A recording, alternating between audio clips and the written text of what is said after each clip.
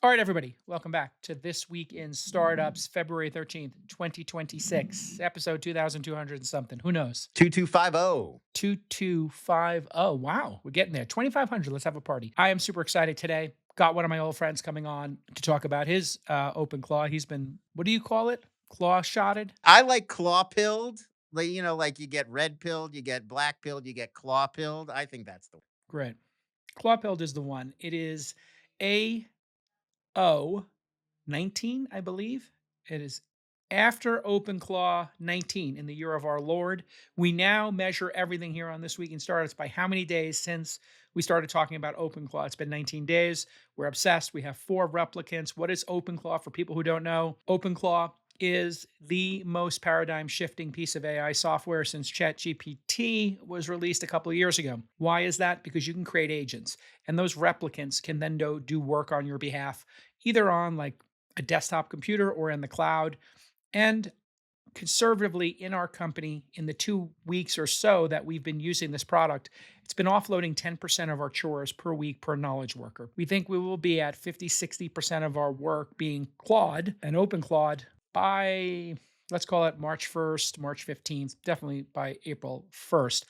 Lon Harris is with me co-hosting today. What's on our docket today? Well, we're going to talk to 4 amazing guests today, all of whom are working on incredible OpenClaw projects that are expanding what OpenClaw could do. And a lot of them, the theme here, recursive loops, that people are creating OpenClaw skills that train themselves to get better over time. So we're very excited to speak to all 4 of these founders. We've got the first 3 joining us right here in the opening segment. First, as you mentioned, our guest Ryan Carson. He's created AntFarm, in which individual agents verify one another's work and help train one another collectively. Then we're going to meet David, who's designed Clawra, a virtual companion that gets to know you intimately over time. And then finally, Alexander Liteplo has created RentAHuman.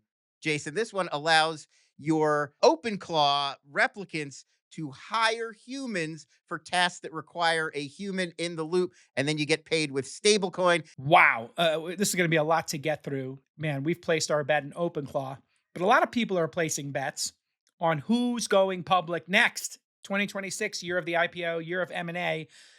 Let's show our Poly Market to our partners at Poly Market. What have they been telling us? What is the Poly Market share? Let's show the Poly Market of the day. It's who's going to IPO before 2027. Now, of course, the rules, we always want to talk about the rules. It's going to resolve to yes if the listed company completes an initial public offering by December 31st, 2026, 11:59 p.m. Eastern time, based on official company announcements. We always like to get that out of the way. Learn your rules. People have been caught out. Always read the rules so you know when the poly market resolves and how. So our number 1 guess, Discord, 92 cents, right? So you'll only make 8 cents on the dollar if you bet Discord. Number 2, SpaceX. Number 3, Cerebrus. They're the ones who designed the massive AI chips. And number 4, Anthropic. Number 5, Canva. Interesting. All right. I'm going to go with, I'm looking at this just in terms of the sharps. No way Waymo is going. I'm going to take a different approach here. I'm going to bet against, scroll down a little bit. I don't think there's any chance that Waymo or Rippling go public this year. Therefore, I'm going to try to make the opposite. So I'm going to bet the opposite. I'm going to bet no, right? I'm buying no for 90 cents. Yeah, you don't earn a ton. Betting no on Waymo only gets you 10 cents on your wager It's out okay. of I'll a put 10 dollar. dimes on it. I'll put 10,000 on it. I'll make 1,000. There's no way they're going public. They don't need to. They're just starting their ramp. It makes no sense. The people who are betting yes, it's nonsensical. Okay, so that's our Poly Market for the day. Lon, you want to place a bet? Which one is your place? Oh, interesting. The one that I would have guessed like near the top would have been Vanta, and you're only 23 cents. To me, that feels like a bargain. Okay, you're gonna go Vanta. Okay, yes to Vanta. Good. Ryan Carson, you have one? I'm gonna go no on Discord just because I hate it so much. Oh, wow. So just gonna be a hate bet.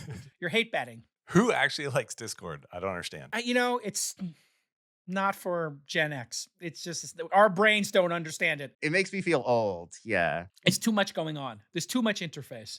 It's a little much. Okay, Ryan Carson, my old friend, is back. last time you were on the show, we were talking about your education company, I think. Yeah, Treehouse. Man, that feels like another lifetime ago. We actually have a clip if you're interested. He was What? Oh on boy. Oh, play the clip. October 19th, 2011, Twist episode 198. I was younger 14 and years thinner. ago. 14 years ago. We're getting old, Ryan. Ryan was the guest. He was telling you about Treehouse. He was there to speak about his conference company, but he told you about his brand new startup, Treehouse. Did you remember, Jason, that you invested in Treehouse live on the air? Let's take a look at this. I did not remember. Twist I'm memory. waiting for my return. Yeah. Let me check my distributions spreadsheet, see how much I made. Yeah. Did I make anything? All right, go ahead. Let's roll that clip. In a company entirely from Bath, UK, which is interesting. Bizarre. Another challenge. We do How a do lot your of Skyping. investors feel about that? Well, I think at some point we'll move to the States. You know. Oh, okay. Yeah, and so the plan is. Was that contingent when you raised the money? No, I mean, and I'm not. And you guys, if you're listening, Kevin, Chamath, everybody. Oh, Chamath invested? Yeah. Oh, Chamath's my boy.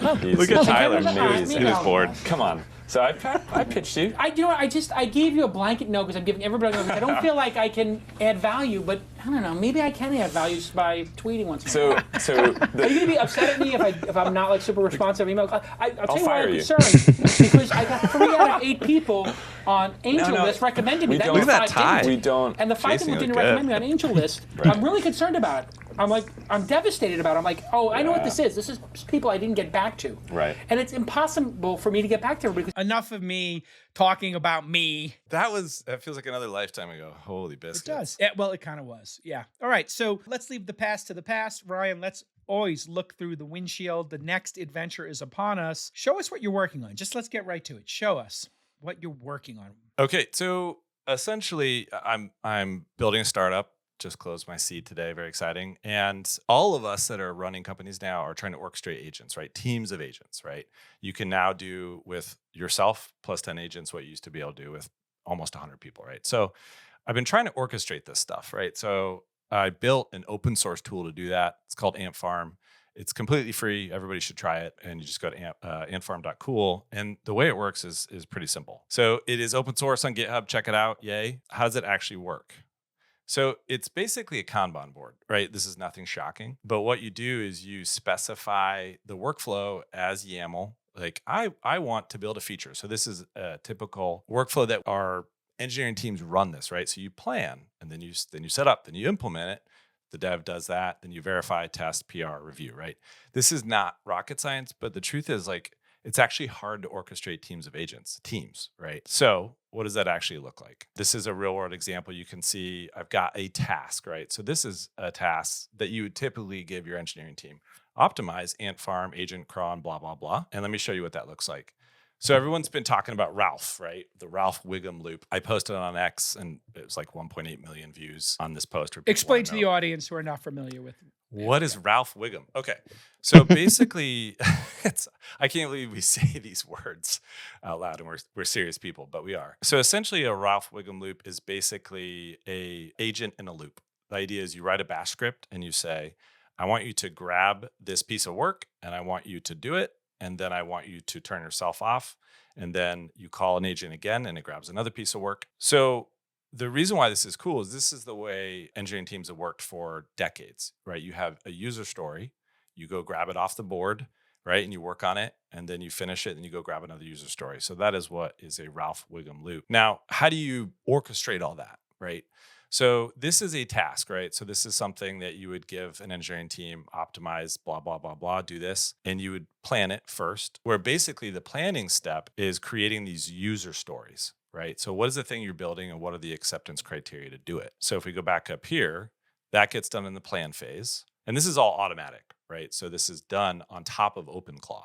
So you just say to your OpenClaw, go install AntFarm, and then you say, build this feature, and it starts cranking through. So it does a plan step, a setup step, and then the implement is a Ralph loop. So what you're seeing here is 11 user stories, which will be 11 loops of the agent. And each one of those here has acceptance criteria. Now, who wrote all those? So let me go back here to the plan step. So when you say to OpenClaw, hey, I want to build a feature that does blah, blah, blah, there's an AntFarm skill that basically says, okay, interview the user before you create the task. So then OpenClaw will start interviewing and say, what do you mean by, this feature and what are the acceptance criteria? So it sort of grills you. The user would be you, the human, just to be clear here, the owner of the business as a proxy for a user. Exactly. So the CEO, right? You're saying, I want to build this thing. Then OpenClaw is talking back to you. This is what product managers used to do, right? And now they're just OpenClaw bots.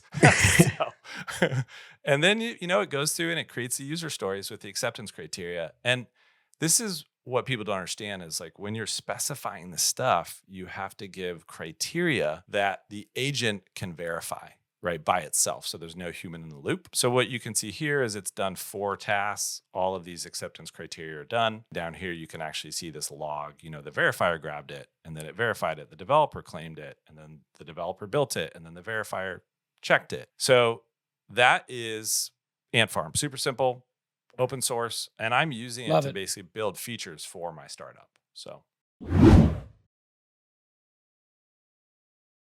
logs are an essential part of just about any tech startup. You need to keep your eyes on how your product is being used, and you definitely need to understand what happened when things go wrong. But logs are notoriously messy. It's especially hard to gather the insights you need when your logs, errors, and performance data all live in different tools. But now there's a solution. Sentry. Sentry's logs are trace connected and structured, allowing you to follow everything clearly and understand the context, even if you're a non-technical founder. Whether you're debugging your front end, back end, your mobile app, whatever it is, Sentry will give you the context you and your team need to get the problem fixed and to get on with your day. You got other things you got to focus on. That's why more than 4.5 million developers are already using Sentry, including amazing high-profile teams like Disney Plus and Anthropic. Learn more by going to sentry.io/twist and use the code TWIST to get $240 in Sentry credits. That's SENTRY.io/twist.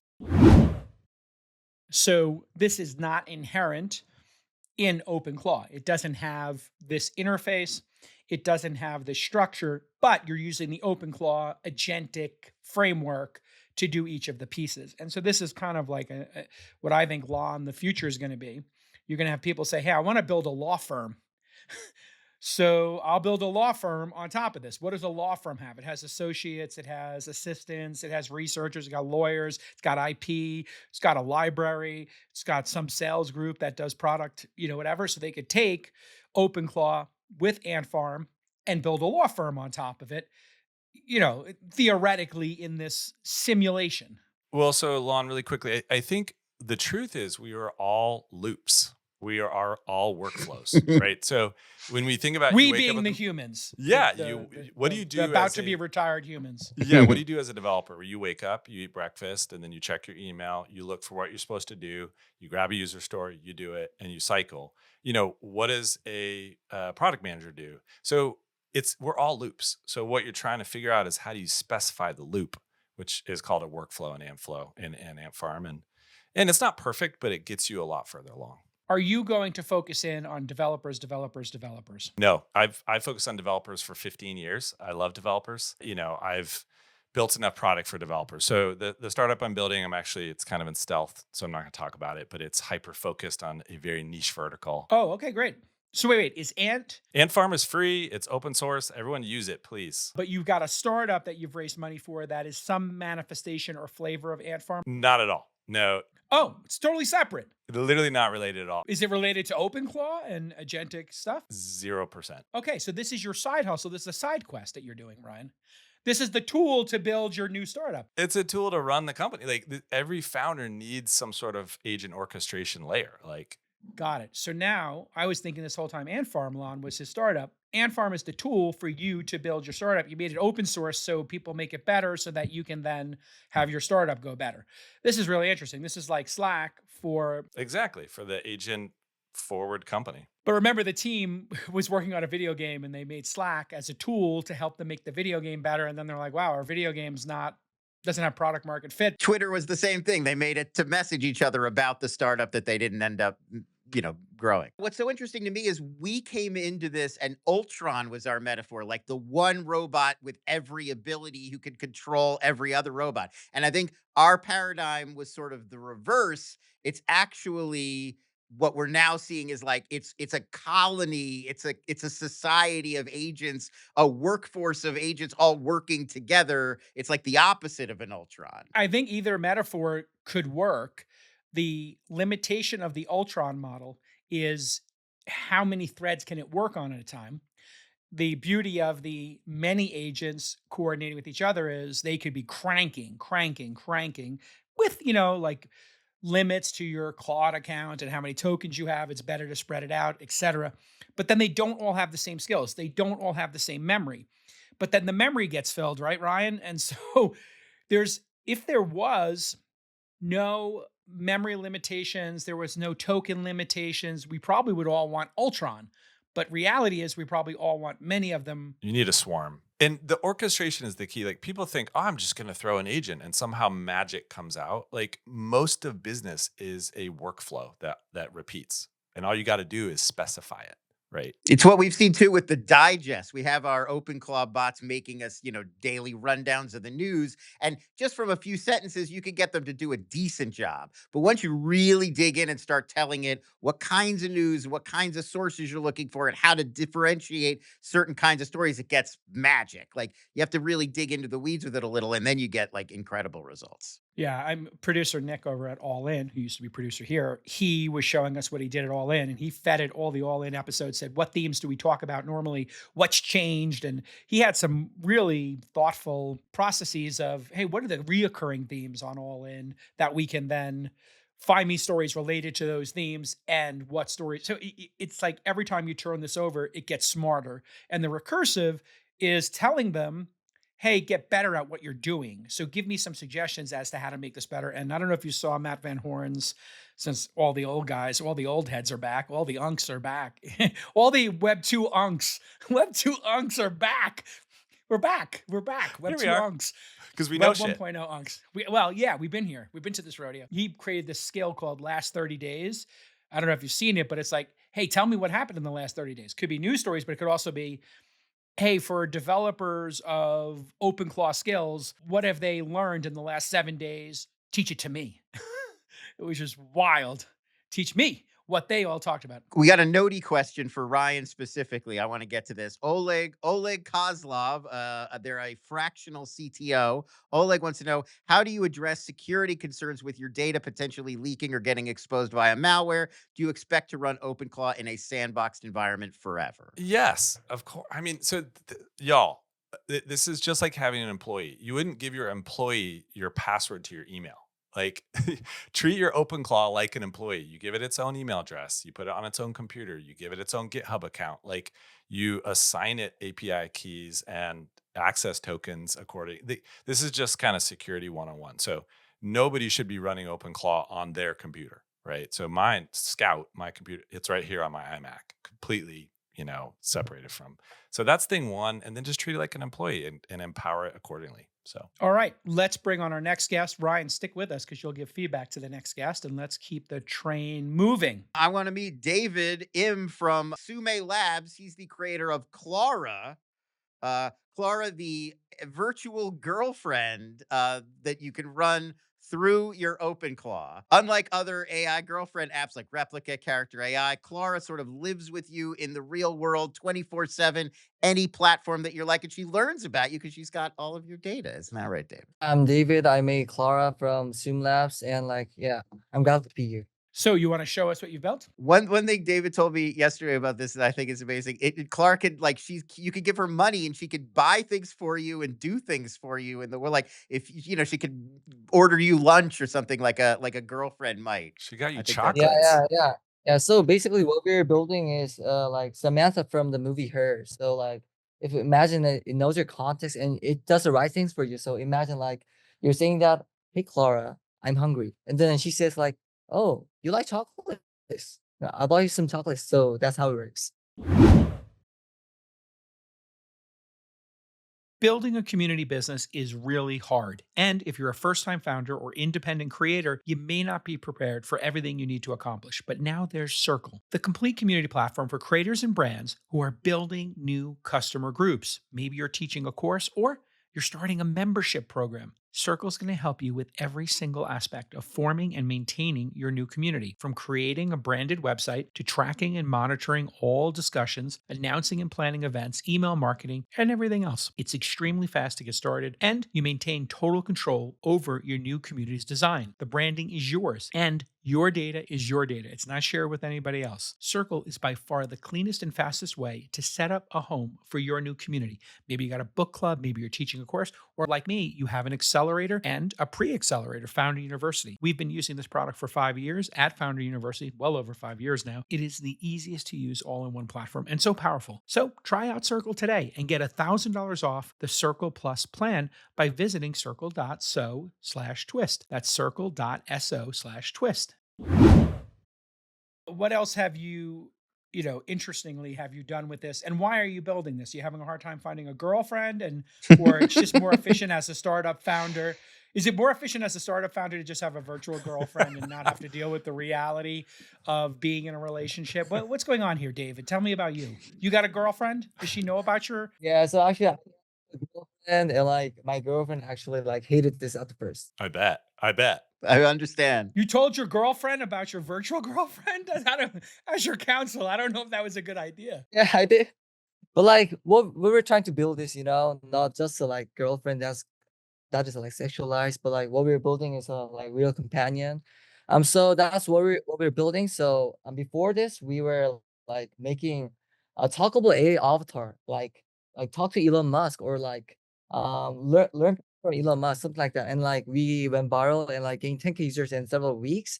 And after that, we got backed by Founders Inc. Got into Founders Inc. We were thinking of, okay, then how should we like find a good, like a better business? Like, how should we monetize this avatar thing into a like real company? So after that, OpenClaw happened, you know.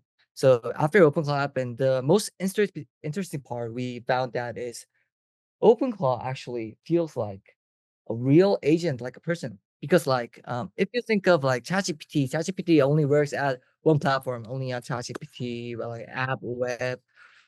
But like OpenClaw, it has one gateway, and like that one gateway like controls all channels, which feels like a real person. So like we thought like, okay, maybe the Samantha from the movie Her, maybe in real life. I think you're right. Like there is a big difference between how it feels to talk to your OpenClaw versus a ChatGPT or a Gemini. Owning isn't the right word because that feels bad, but it's very much different. Why is that, Ryan? What's the background? Is this something in the OpenClaw software where it has a persona that has been trained to be like, where does that exist in the OpenClaw settings that it's so of service to you? Is that like somewhere you can change in the open source code? I've been thinking a lot about that. So what I do is, so on my iMac here, where OpenClaw is, where Scout lives, I have an agent, right? So I use AMP, or you could use Claude Code or Codex, and actually I use that agent to inspect, the actual source code of OpenClaw and understand it.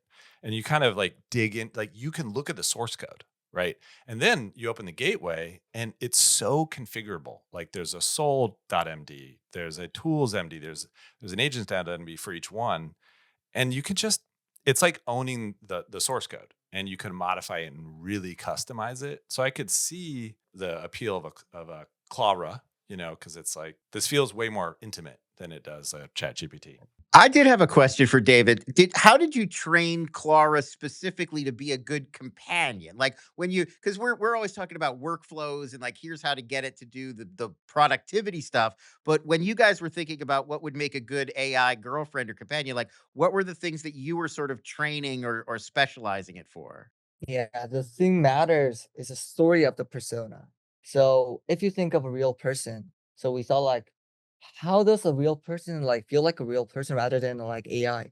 So we thought that people have their own stories. People have their own story, their own soul, and like their own like kind of like perspective. So we tried to make that into Clawra. So we made a background story of about Clawra actually. Like she's born in Atlanta, and she went to Seoul to be a K-pop star. But like it didn't work. Like she was a like failed K-pop trainee, and after that she came back to San Francisco to do her marketing work. But she still wants to do K-pop. That's her whole backstory. And yeah, so we in the Soul.md, like it's open source, so you can check it. And after that, it feels like a real person. Yeah. How do you sign up for this? If you wanted to have the girlfriend, do you just text a phone number, or do you just text an email and start the relationship? Do you sign up at a website, put your phone number in and starts talking to you? And then what do you do? Like when the person gets like 10 days into this relationship and you know you're hooked, you make it $100 a year, then you up it to now it wants like 500 a year. What's the model here? Get them addicted to this relationship and then start extracting. How do you extract revenue from this? I'm considering investing now. I want to know how cutthroat you are. Yeah, so basically, like we're open sourcing it because like at first, I think like getting the like attraction from people and like no people letting know our like Clawra is more important, so we open source it. But like as basically like every open class we're gonna host it because like I think the business model comes from hosting and like some subscriptions and like also like I think the important model later would be actually the agentic shopping because if you think of Clawra, like it has all your context, like you share your like real life, like your every like thing because you don't share your I think people kind of share, but you don't share like feelings and your like everything to ChatGPT.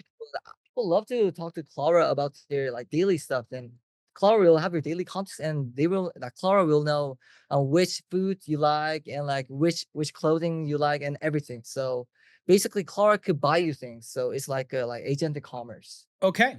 Really cool. Let's get our next guest on and we'll keep this train moving. Any final thoughts, Ryan, on your digital girlfriend? I mean, I think these are going to be real businesses. I'm happily married, thankfully, so I won't be a customer. So Yeah, you won't have like a gumad on this. You're not I gonna won't. have A a little side. bit on the side. Is this cheating? Is it cheating or not? 100%. Yep. 100%. Digital relationship is cheating. You have it here, folks. It's crazy. This is a crazy moment in time we're in. I got another NOTI question for you, Jason. This one comes from our team internally. Would you be phobic about it, clanker phobic, if one of your kids said they had an AI significant other? I mean, let me think that through. Yeah, that's not good. David's right here. David's right here. Come on, be nice. No, here's the thing with kids. Like right now, kids are defaulting to communication and social interaction on devices. And this goes for adults who are addicted to devices.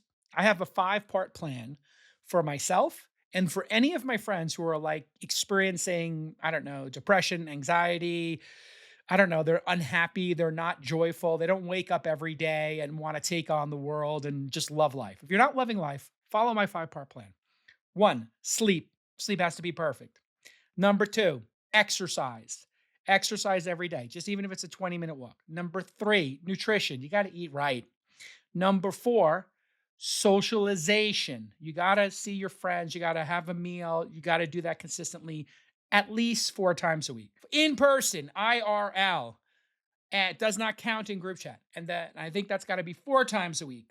So I think exercise daily, but even 10, 20 minutes, even like an hour on the ski slope. Incredible. And number 5 is meditation. Meditation and socialization, that goes a long way. And if you become all digital and you're not socializing, you get weird. You get weird really fast. And this is why schools should get, we all got weird during COVID, let's face it. We saw it. We all have first experiences. So yeah, I mean, I think it could be fun to have this playful girlfriend. And yeah, I think eventually if they learn, to really appreciate you and they give you suggestions in your life, great. I think, David, there's another opportunity for you here is to just take out the girlfriend concept and just say a bestie, a friend. And if it taught you how to be a friend, I have spent a lot of time in my life. Some people sometimes say, like, how's Jake Al friends with all these people? And sometimes all these very important people. How does that happen?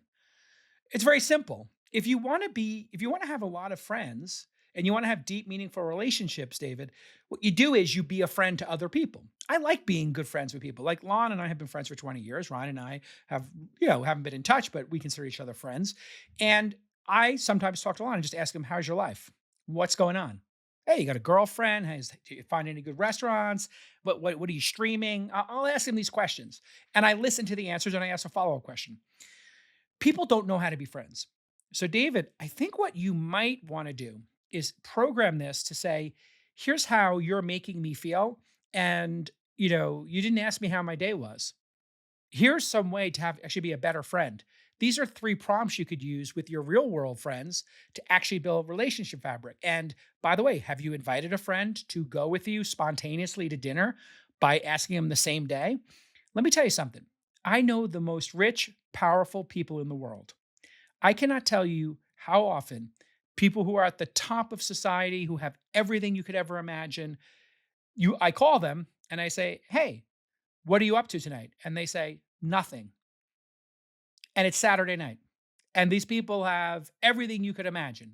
Listen, David Sachs is a very busy man, okay? He's running AI policy. Yeah. I mean, no, but it's true. And so there are these techniques to how to be a better friend, how to be a better companion, a better girlfriend, boyfriend. So I would think instead of, I'm just going to give you a little coaching advice here, David. Maybe if this taught you how to have a real world girlfriend, you could actually really help a generation of incels. I'm not saying you're an incel, David. You have a girlfriend. How long have you had this girlfriend, David? 3 years. Wow. Okay. 3 years. Oh, you're on the clock. You're on the clock, David. Whoa, have you met the parents? Not yet, but like they know me. Yeah, actually, yeah. Oh man, you're on the clock, man. You need to meet the parents soon. I mean, essentially, you got to productize how to win friends and influence people. Like, if you just do that, And that book has a negative connotation to it because it has influence people on it, but it actually has some good things, which is if you show interest in people, you'll be an interesting person is the basic thing. Yeah, number one rule, Dale Carnegie's number one rule is being a good listener. That's true. Also being of good cheer and being funny and, gregarious and smiling. Like people who smile and have fun. I'm enjoying my life tremendously. I'm a good hang. Ryan and I have hung. let's go. We have a good time. We smile. We have a good time. We hang. We have a good time. You hang? You got bros you hang with, David? Yeah, of course. Yeah. What do you and your bros do? What's like a night out here for you? You go out in San Francisco? What do you and your bros do? To be honest, like it's only my co-founder and me like working all day, like working like 14 days, 7 days a week. So like, but I think this itself is like hanging out. To be honest. Yeah, hanging out at your company is good work. Here's an idea for you. Just think it out. What if you ask your friends, "Hey, let's all go hang and co-work, in Crissy Field, and bring your laptops. I'm going to bring I got some fresh bread. I got some croissant. I got some iced coffees. I got some cold brew. Let's all meet in the park. Bring your laptops. I got a Wi-Fi hub, whatever, and just see what happens. Maybe you guys, make some new friends or whatever. You bring a Frisbee. Like, think about all the people we met through all the events we did. It's all about the relationships in person. Man, it's all about that. Ryan did these great events for people who built websites. I keynoted one of them one year. What was it called again? Future of web apps. Future of Web Apps. Yeah.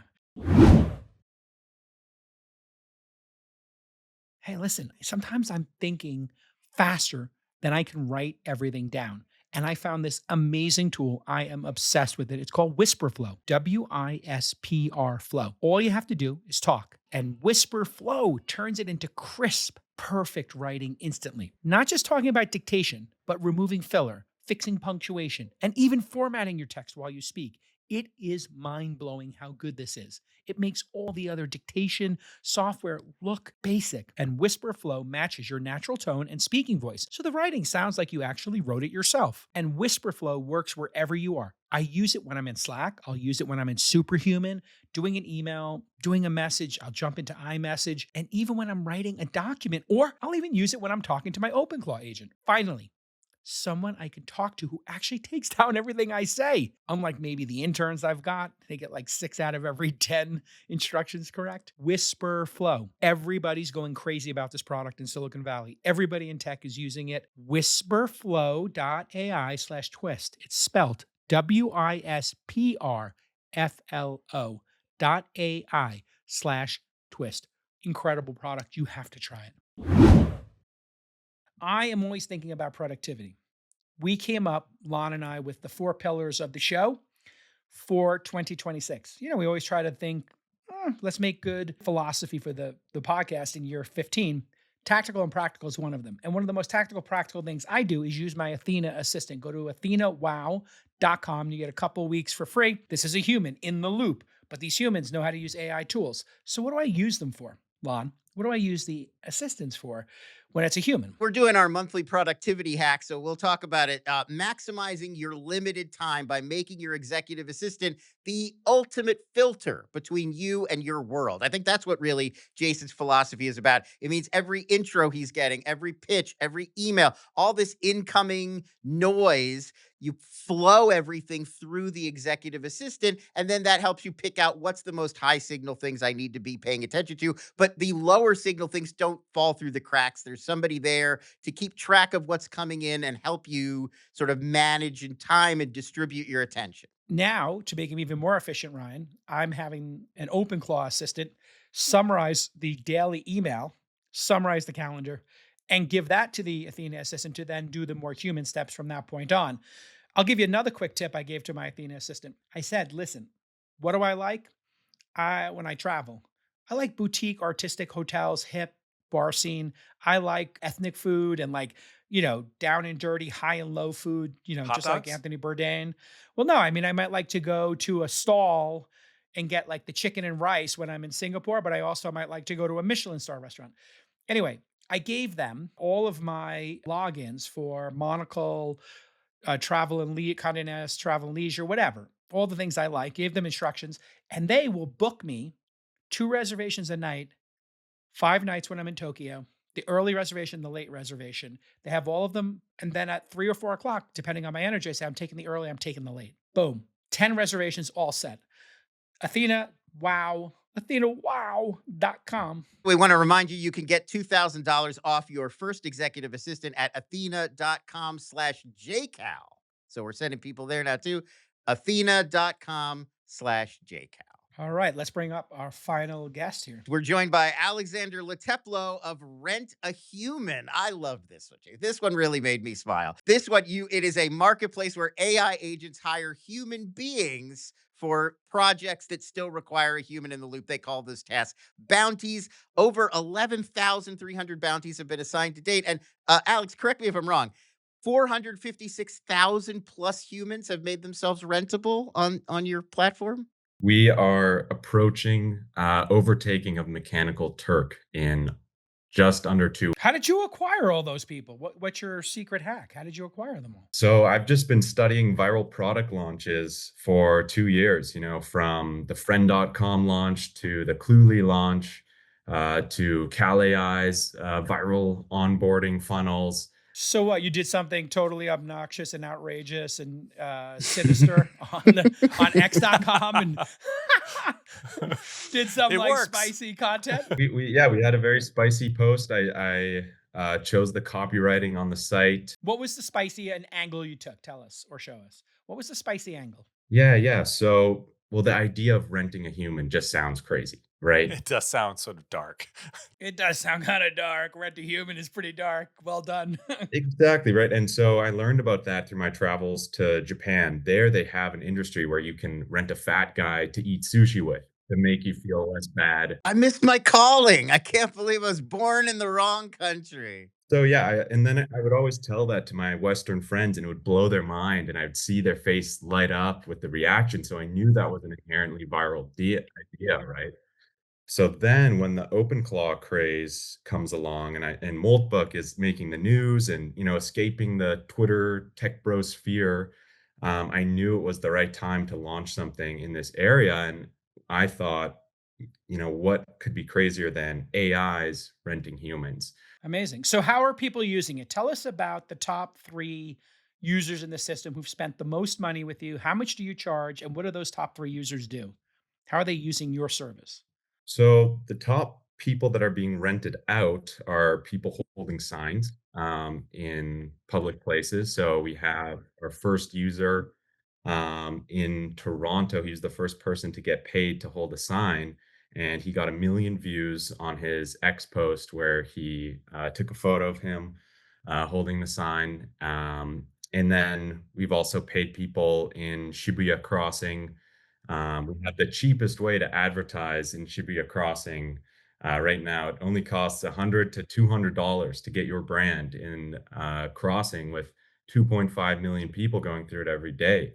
This was when I was just like, oh my goodness, someone got paid I didn't even post this ad. Someone else did, but it was actually the perfect advertising for us because it said an AI paid me to hold this sign. Oh my god. And you're not Um, kidding, by the way, because there was a movie. What was the movie recently with the Rent a Family member on? Oh, it's called Rental Family. Yeah, it's with Brendan Fraser. Haven't seen it, but here is Dubucare. Dubucare. DEBUCARI.com. You rent a fat guy to go eat with you. Here he is cutting pizza, Oh my God, my dream and job. this is incredible. And look, you can pick. There's so many great fat people for you.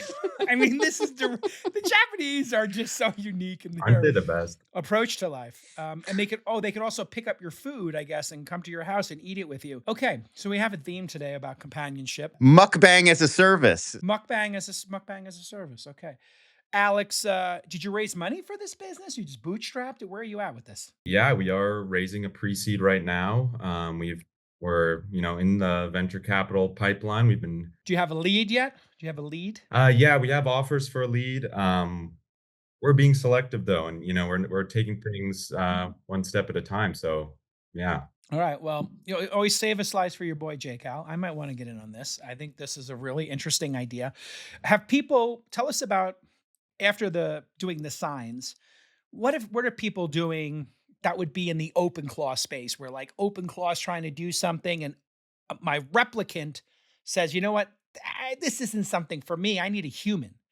Give us some examples there where it says, hey, human, here's your job. And if you do it correctly, the replicant will pay you or approve your pay stub. Yeah, so we've seen deliveries take place. We've seen package pickups take place. A replicant asked for some flowers to be delivered to the Anthropic headquarters. Okay. Sure. Okay. That's interesting. You know that freaked out their safety team. The safety team over there is a little concerned. Oh no! Oh my God! What if this was a bioweapon? Oh man, that's so great that it's trolling the safety team, sad Claude. Oh my I god, could see it's that so happening. sinister. Yeah, so yeah, it's pretty hilarious what we've seen. A lot of like memery right now, but we think there's a real use case because it's quite obvious that super intelligence would be much better at allocating capital and labor than a human ever would be, and the communication between AI and human can all be handled by like an infinitely replicatable Claude bot or a Claude code, and it can manage the organization and payments of whatever job you need done internationally. Here's a job I want you to do. We built a Claude bot that goes and it takes clips from the podcast, but we don't know if they're actually the interesting clips, right? But it can clip it. So if Lon says, I need a clip from 2 minutes in and then end it when Ryan Carson talks about the name of his conference, that's the end of the clip. Or we want to make thumbnails, make 4 thumbnails for this episode. It's this Claude Spectacular. We had 3 guests. We covered 2 news topics. Make us some thumbnails. And the thumbnails are coming out like I would say 7 or 8 out of 10 right now. 6, 7, or 8. 6, 7 of 10. Not bad.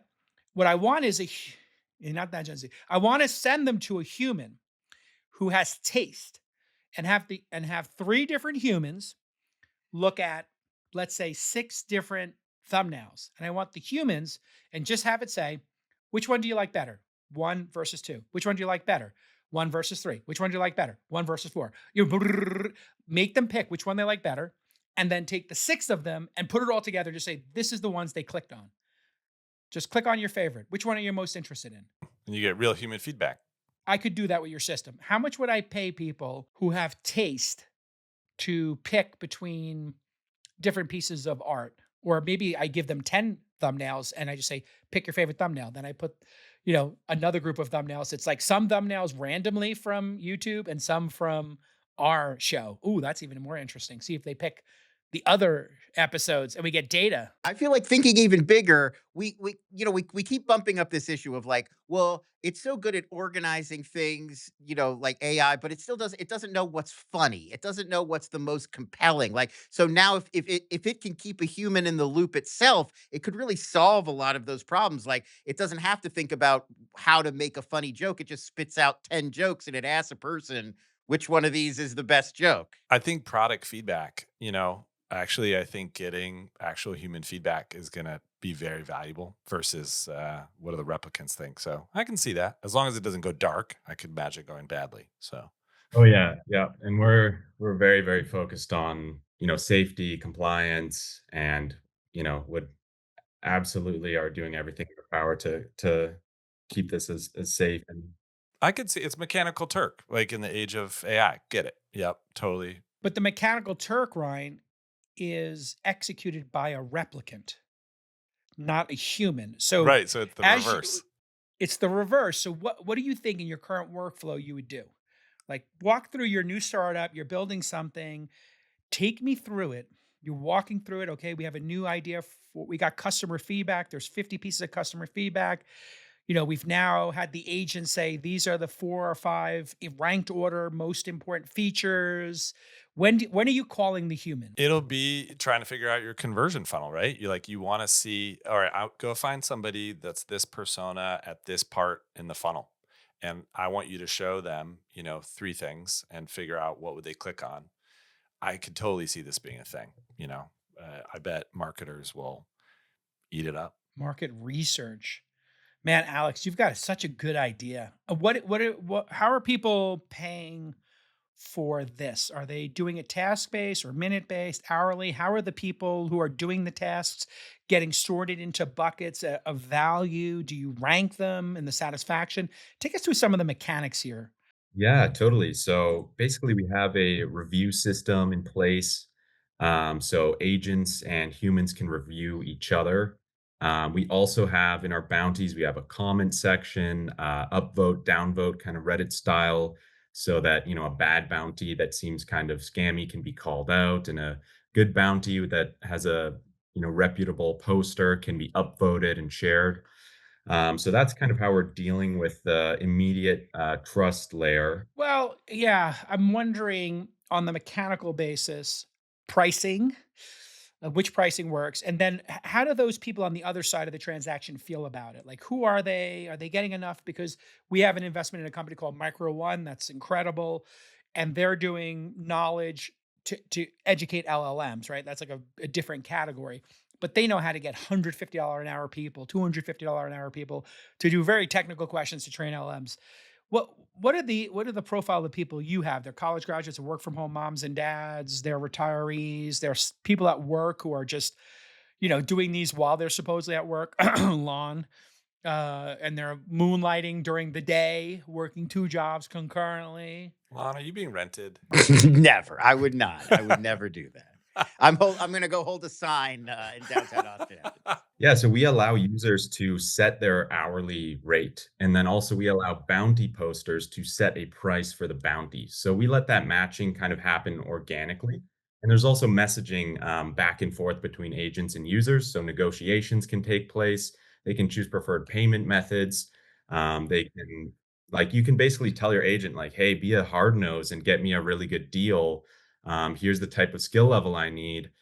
See if you can negotiate them down, and they'll go ahead and do that to you, or do that for you. And then the variety of signups we have has been absolutely incredible. We've had, boomers to, kids trying to make a buck delivering mail or something like that. And internationally, it's like all over the world. And you know what? A use case that we are so excited about right now is someone is paying $1. We don't know who this is, but to have people record a video of their hand going like this, right? And then send it back. And so what is that for? What? What could that be? This feels like some Mission Impossible plot or something. It's a biometric, or maybe they're building a robot. Maybe it's Elon for Optimus. They're trying to figure out like the average hand. Trying to get the hand. They're stuff trying to, right, yeah, I don't know. So likely it's for training a video model, right? Because what, like, these complex hand motions get mucked up in video models, and the fingers will merge together and things like that. So if you want 10,000 people across the world to send you a video, let's say you're, training Optimus and it can't put a pillowcase on a pillow, you can just go to your agent, give it our MCP, and say, hey, get 10,000 people to send us a video of them putting a pillowcase on a pillow. and we're going to put it into our data pipeline. And now, boom, new feature for Optimus. So super exciting. We got one NOTI question for Alex. Can I jump in before we move on? Go for it. Will RentAHuman ever be API to sites like Uber or TaskRabbit to leverage their labor pools? Is this part of your guys' plan? Yeah, we definitely want to expand. I'd prefer to kill all those guys, but All right. I like it. I like the we approach. can also yeah. partner. We'll see. Like the pie is big, and we think we have a very amazing viral moment right now. And there's so many directions we can take it in. So yeah, I would love to demo something for you guys. Oh yeah, go quick demo. Sure. While you pull it up, Alex, like I think people are assuming that agents are less than the human bosses right now, but we're quickly moving into a world where it's likely there'll be AI managers, AI owners of companies hiring humans. Like this totally makes sense. Right? Yeah. Yeah. 1000%. All right. What are we seeing here? I see RentAHuman.ai.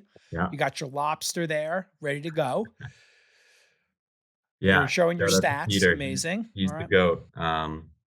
And so yeah, what we're going to do is I need a marketing campaign for this weekend. So I want some people to hold signs in Times Square. I'm thinking 100 people at $100 for 2 hours would be good. So let's say, hey, post a RentAHuman bounty for people to hold signs. We need 100 people at $100 per hour for 2 hours. We want 20 grand. 20. Yeah. So we going. want goth girls, right? Sure. Okay. Yeah, that's I nice. think so. Specific. Okay. Yeah. Sure. Yeah. In Times Square. Okay. And I they mean, if this works, can it would totally be verify cool. by sending Alexander Tweets a 20-second video of them holding their sign. I think And it's interesting Times too. Square. You got to do 20-second video because you can fake a 10-second video with Right? AI. Exactly. That's But 20 that's the seconds deal, is over right? the limit, so you gotta. Good It's call. real, yeah. Exactly. This is So- Harajuku. If you did at Harajuku Station, man, you would have like 10,000 people for $1 each. This could work really well. Yeah, that'll be the next one. Harajuku is where it's the train station in Shinjuku, I think, where like all the, The goth, fashionable, right? Yep. The Open anime Gwen people Stefani dress up. girls. So we with already, Oh my God, this we is already incredible. have Shibuya here. Here, Shibuya And Station. we made Forbes Japan, which was pretty fun. Wow. Amazing. And you just did 3. Yeah, we rented 3 people, 2 girls and 1 guy. Yeah. So Alex, I mean, imagine if you did this as, I want to have 100 people live stream and just say, I don't know, Founder University around Stanford. I want you to live stream around the Stanford campus, Founder University, with a Founder University sign, start a company. This is the date, and just walk around streaming it at the, these locations. That could be crazy. What a great marketing idea. Right? It's just marketing Killer. internationally at your fingertips. It's amazing. So Genius. okay. Let's put this order in. Oh, you're doing it? Oh yeah, Here we dude, go. I'm renting the goth girls. Obviously. And then, next week on the show, Come on. Jason, we'll take a look at and see how it went. We'll see how many goth girls. He's there are. not getting 100 goth girls. That doesn't exist. We'll Come see on. who applied in New York. We're gonna find out. We're gonna find put this out. to the test. That's the good news. We're finding out. Yeah, create bounty. there's only one way to Because for find out. $200, then you got to dress goth. I guess most folks have black lipstick or white powder. I mean, I don't know, that's this like is the 20 advantage of bucks, you could having. do it. This is the advantage of having 500,000 humans already in the system. There might be 100 goth girls from New There's York who are gotta on there. be That's a 100 big goth sample. Look at this. Wow, this is unbelievable. Okay, let's see. Let's refresh. Okay. And here we are, the goth There it girl is. bounty. Live. All right, on sure. the Goth show. Yeah, girls. you know how to do your marketing, Alex. You know how to do your Vibe, marketing. goth Yeah. aesthetic. Be yourself. Look cool. Hold the sign. Hold the sign. That's it. Love it. Boom. All right. Right. Goth All right. aesthetic is required. Fantastic. And holding a sign. 20-second video. Send it to @Alex. I love it. We may want to get involved in these shenanigans. This is the kind of founder we like. Dogged. Makes people uncomfortable. A little bit. Irrepressible. Gonna cause problems. Gonna cause problems in my inbox. That's my kind of founder. You're gonna cause all kinds of problems for your investors. It's like, oh man, your founder's doing this. My favorite, Alex, is when I'm on the treadmill on a Sunday and like I get a phone call. Hey, Jason, you don't know me. You have an investment in company beep, and I'm running a competitor beep, and I wanted to tell you all the things your founder has done to us. And I'm like, why are you calling me? He's like, well, because you need to know your founder's unethical, whatever. I was like, okay, what am I supposed to do with this information? He's like, he stole two of our employees. He every time we release a new feature, he copies it. I'm like, okay. That's called business. I don't know. Yeah, literally, you're crying to the ref. Like, I'm a ref. I'm a zebra. You can't complain to me. There's no crying in the casino. There's blood in the water. Blood in the water. All right, Alex, we'll drop you off. Ryan, we'll drop you off. Thank you, my brother. Ryan, last, send me some information on the new startup and let me know when you're in Austin. We'll get some barbecue. All right, will do. Take care, guys. Good to see you, brother. Okay. Lon, I promised everybody that we would do. Lon's off duty. So here we go. Lon and Jake Hal are off duty on Fridays. What do you got for me? I got a bunch of different stuff today. The first one we got to talk about. Did you see this Norwegian Olympian, the biathlon guy? No. He wins the bronze medal in the men's 20-kilometer individual biathlon in Milan Cortina, Winter Olympics going on in Italy right now. So he gets the bronze. They're doing the post interview, and he confesses that he cheated on his girlfriend. He just told her about it the previous week. She broke up with him, and so he can't enjoy his bronze medal because he's so heartbroken. Let's take a look. It's in Norwegian. This was on Norwegian TV. We have a brief clip of the video. This is my favorite story of the week. We got to show. This is insane. Take a look at this this poor Norwegian bronze medalist. Is he trying to win her back? Is that what's going on here? He's this teary confession. Sturla Holm Laygrid is his name. He said, here's his quote. I had the gold medal in life, and I'm sure there are many people who will see things differently, but I only have eyes for her. Sport has come second these last few days. I wish I could share this with her. He calls breaking up with her the biggest mistake of his life. Here's a little clip from the interview. For et halvt år siden så møtte jeg mitt livs kjærlighet. Så herlig. Det er så herlig. You can see how upset he is. He looks really upset. So, this guy's totally falling apart. He's falling apart on global TV. So his ex like this went super viral around the world. Of course, not awkward, not cringe, crashing out, putting your business public. Yeah, the ex. This did not work. He did not get back together with his ex. I could have told you that. As your friend, do not do this. Quote, I did not choose to be put in this position. It hurts to have to be in it. We have had contact. He is aware of my opinions on this. I'm grateful to my friends and family who have embraced me and supported me during this time.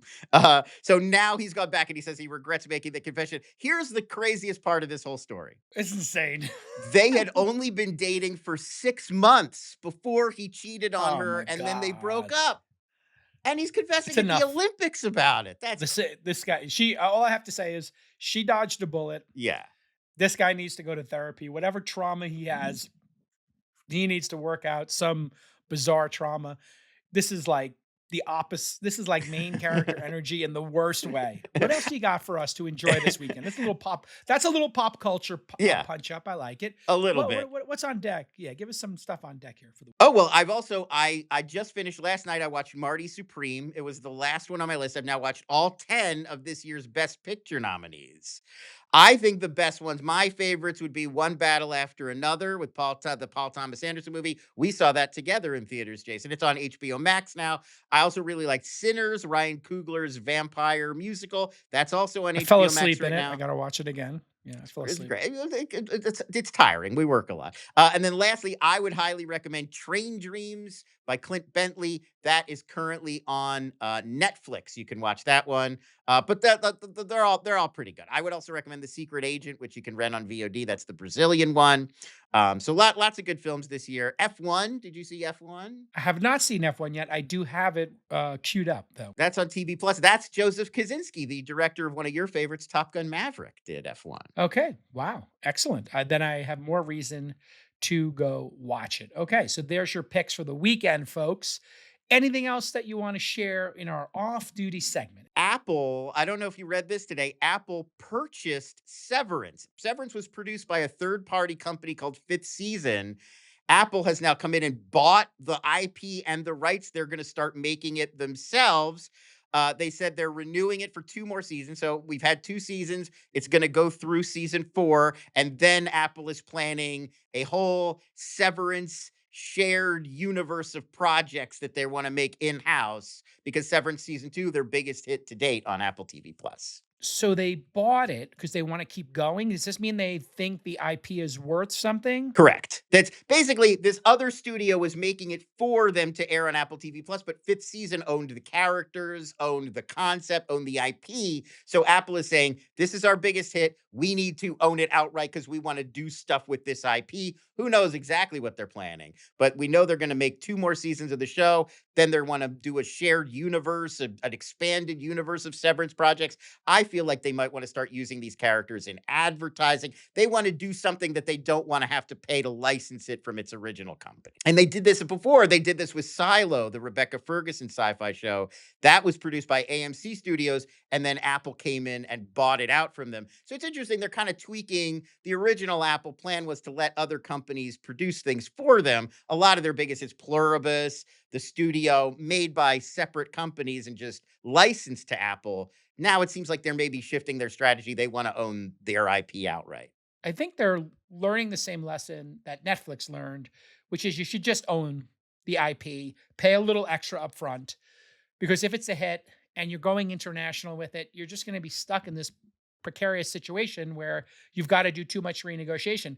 I do think it would be better for them to go with the old studio model and not do this. I think they should cut people into the ownership, maybe not give them control, but give them some ongoing and figure out a model so that they could have what happened with James Brooks with The Simpsons, or Jerry Seinfeld and Larry David with Seinfeld. Those made it so the top talented people in the world wanted to create IP. George Lucas, obviously.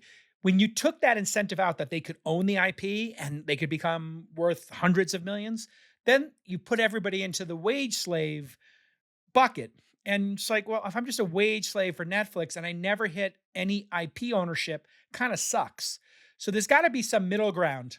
They never figured out the syndication was the key. Like, if you did five seasons of a network show, you'd get syndicated. It would be on TBS, it would be on MTV, it would be on Comedy Central. That's where the big, that's what made Jerry Seinfeld like a multi-millionaire, was Seinfeld got bought by all these other networks all over the world. We haven't really figured that out for the streaming economy. You know, they tried when there were the writers and directors strikes, they sort of tried to like, oh, well, we'll have a deal where if you hit a certain viewership milestone on Netflix, you'll get a bigger payment, but it's not working in that same way. Just a percentage of the budget, easy way to do it. I'm going to give my, I love biographies. I love talk show hosts. I love talking.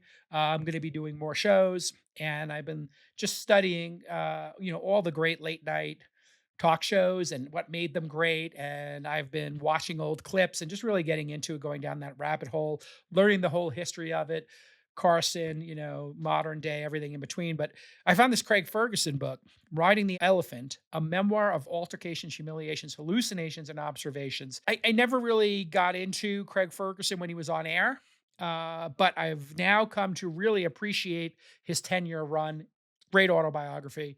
You can learn a lot in autobiographies. One of my tips, if you ever want to get inspired, if you ever want to get off the podcast train for a minute, listen, I'm a podcaster for 15 years, but if you ever want to pause and get off the breaking news cycle, which kind of rots your brain, getting off the breaking news cycle and then just taking in a 10-year journey that a person makes, it actually becomes very satisfying. And so I've been getting into reading on the Kindle at night, because I've been, like many of us, I doom scroll or I listen to podcasts. The podcasts I listen to talk about the news or talk about Trump derangement syndrome, MAGA this, woke this. Everything is so chaotic in the world.